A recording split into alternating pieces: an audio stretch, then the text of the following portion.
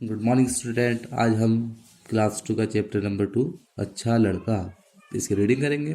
सड़क के किनारे एक नल लगा है। आज उसमें पानी देर से आया। बहुत से लोग बाल्टी और घड़े लिए पानी आने का इंतजार कर रहे थे। वहाँ एक बूढ़ी औरत भी थी।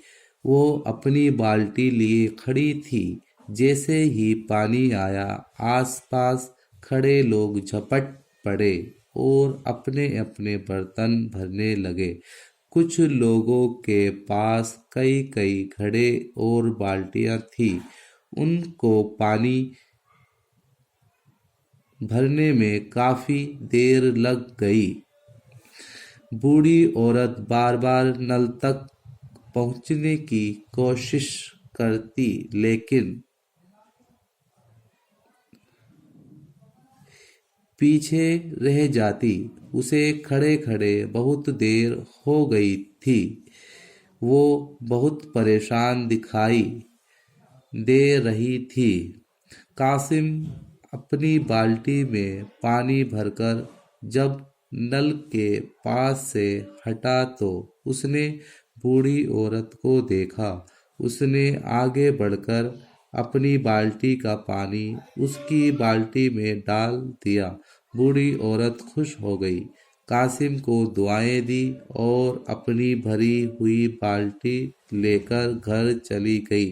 सच है लोग वहीं जहां में अच्छे आते हैं जो काम दूसरों के। ये एक शेर है।